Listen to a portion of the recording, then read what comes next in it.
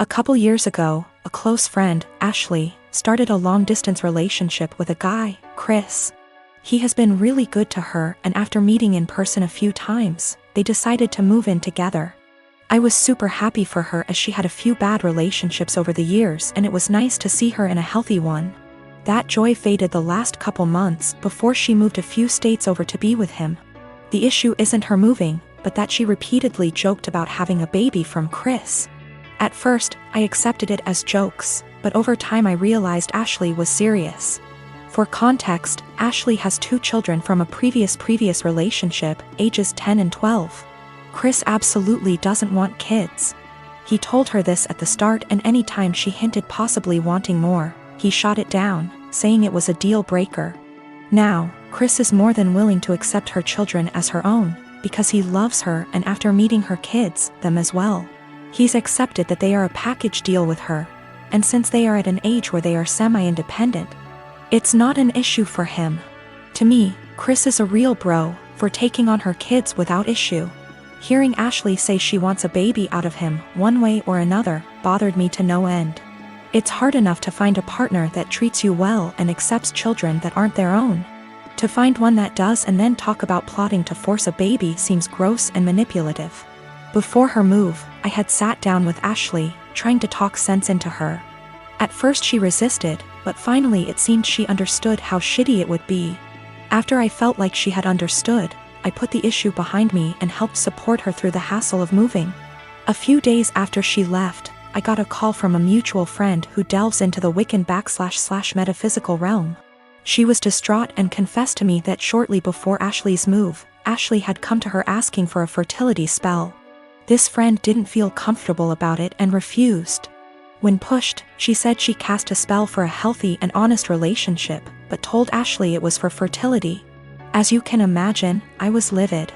I messaged Ashley, confronting her about what I learned, and she laughed it off as she was desperate, but magic is fake anyway. So what's the harm? She then let it slip that since Chris was planning on getting a vasectomy in a few months, she had poked holes in their condoms as a last-ditch effort. At that point, I couldn't stay silent. I gathered up screenshots of all the conversations over the last few months and sent them to Chris. He understandably freaked out and kicked her out. Now, Ashley hates me because she was kicked out after a huge move and didn't have a job or money to make it back. She said I'm a terrible person for putting her and her kids out on the street. I've been with my boyfriend for 11 years, since I was 15. His mother has hated me since the first day she met me. She hated me due to my ethnicity, Kosovan Albanian. She hated me due to my career. I work as a model, and she decided that makes me an empty-headed, vain, shallow person. Then when I told her I still planned to go to university alongside my career, she said I was doing it to impress my boyfriend. I've since left uni with a distinction, and her new reason to hate me is I try too hard. She has also insisted I've cheated on him throughout our entire relationship, which is a ridiculous claim. I've never even kissed another man in my whole life. I have zero desire to cheat and never will. Late last year, she attempted to void the insurance on my boyfriend's motorbikes. She tried to do this under my name, so hypothetically, when he was arrested for riding with no insurance and called his insurance company, I'd get the blame. After this happened, my boyfriend and I agreed to cut her out, however it hasn't stuck. She left my boyfriend alone and respected his wishes for NC, but she's continued to contact and harass me. This leads to the last few weeks. My boyfriend works as a motorcycle test rider, and he got in an awful motorbike crash while working. As such, I now need to care for him. I'm okay with that, and I'm focusing on seeing it as an opportunity for us to get closer. It's been nice, honestly. However, his mother has been awful to me. She's called me litany of terms. From things as tame as stupid to things as awful as a nasty Serbian half-breed. I'm not Serbian, and she's well aware that calling a Kosovan a Serb is offensive. I tried to block her, so she started making new iMessage accounts and began to continuously harass me via those accounts. Then came Friday night. The police turned up at our door. I was pretty confused and was quickly told they were there to do a welfare check as they'd received multiple claims of horrific abuse I was apparently putting my poor boyfriend under. Obviously, they quickly discovered he was fine, albeit grumpy, and they left. I know for a fact it was his mother. Some of the details the police mentioned made that obvious. I'm now at a point where I've realized I literally cannot do this. I'm going to press charges against her for the insurance and harassment. It's a crime in the UK. And I'm likely going to sue her for damages. For the sake of my mental health, I need to do this. I don't want to be a victim, and she needs to be forced to stop. I have mentioned my intentions to her if she doesn't back off, and she's pretty much mocking me and saying I won't. I absolutely will. I just feel like this morally may make me an awful person. She sucks, I know this. However, she's old and miserable enough as is, and I feel like doing this may ruin whatever small amount of life she has left. It feels like it may be too far. I really don't know though, and I genuinely cannot be objective here. My sister is 30, I am 22. 10 years ago, my sister had a miscarriage. Obviously, it was devastating for her and the whole family, and it took her a couple of years to fully heal from it. We're still not 100% sure why it happened, but it was a one-off, and she's since had 3 very healthy, beautiful children, including a set of twins. So here's the thing. My sister and I don't really get on. She resented me as a kid because she had to share Mom's attention, and because she thought Mom left her dad to be with mine. Never really grew out of that resentment, and she was pretty much my biggest bully throughout childhood and my teenage years. One thing she absolutely cannot stand is when Mom and I do things without her, or when Mom pays more attention to me than to her. When this happens, she calls Mom and says she's feeling really upset about the miscarriage, and without fail Mom goes running. This includes a trip to Paris I took Mom on for her birthday earlier this year, which she cut short because sister said she needed her. Also includes when I had a manic episode so bad I was hospitalized, and sister managed to need Mom every time she was planning to visit me, and so she never did. Note: these times when Mom is spending more time with me than her are the only times sister brings up what happened, and certainly the only times she still gets so upset about it. So recently I was sick. Like, don't leave the bathroom for days, can only keep water down sick. Didn't manage to get the doctor, but I think it was norovirus.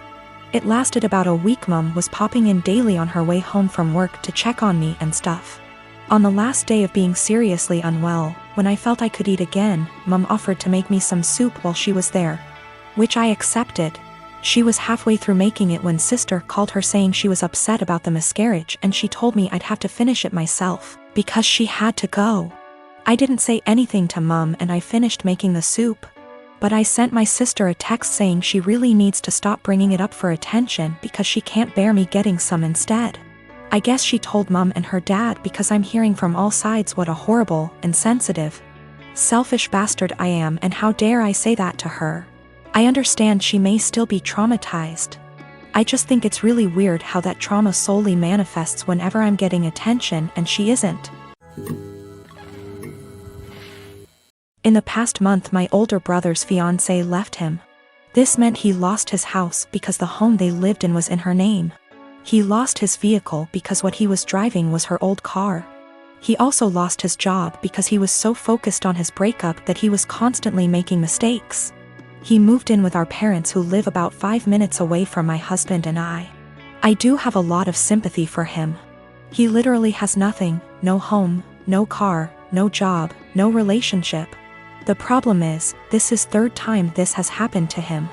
That's right, he has had 3 fiancées leave him now, and every time he winds up losing everything. He has had 2 cars impounded because he gets so upset over his breakups he loses his job and can't make payments on his vehicles. My parents and I have bailed him out of these situations every time. I even paid off his back payments on his car, paid for his dog's vet bills, and paid some of his rent before. My parents and I have literally spent thousands of dollars trying to help him. Each of the past 2 times he winds up moving back in with my parents, who are in their late 60s. While we pay for everything for him, whenever he goes through a breakup he becomes a total jerk. He spends every weekend with his friends out camping or vacationing. How he pays for it I have no idea. After the 2nd fiancé, he took a trip to Fiji with his friends but couldn't afford to pay his rent. He mostly ignores me unless he needs money, which, during this breakup, I am refusing to help him out at all. The worst part is he treats my parents like garbage. If they ask him questions like, "Have you been looking for a job?" he will yell at them. He has no problem eating the food they provide for him and living in their house rent and utility free. And driving my mom's brand new car, which she got because he totaled her last car, but makes them absolutely miserable. My mom told me he will yell at them, call her stupid, trashes their house, sleeps all day, and leaves the care of his dog up to them. Every time I see my mom lately, it's obvious that she's been crying. The most recent event took place on Sunday. In an attempt to get him out of the house for a while, I offered to take him out in our boat. He seemed super excited about it, and when he's excited, he can actually be a lot of fun to be around. He tells me he's hanging out with friends but will be back in town Sunday afternoon. Sunday afternoon rolls around and he's nowhere to be seen. I get a text around 6 p.m. that he's decided to go to a local tourist destination with all his friends. They are going to tube down a river. I'm bummed because I was honestly looking forward to it and because my brother has once again chosen his friends over his family. But it's whatever, I honestly don't rely on him for anything, so it's not that big of deal. But then I find out he's driving my mom's car and she has to be in her office early Monday morning. Then the peaceful protests in our town turn into full-on riots and my brother is still not home. At this point he can't get home because they've blocked off access to our town, so he just stays with his friends, and I wind up taking my mom to work. My dad tries to talk to my brother on Monday about how irresponsible he was, and my brother just yells at him, and then locks himself in my parents' basement for the rest of the day. My parents are miserable. They want to help and have always said they will do anything for us kids.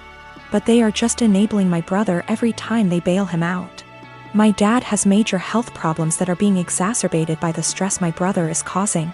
My mom has a history of severe depression that I see her slipping back into the longer my brother is with them. I'm really close to my parents and they are usually very fun people.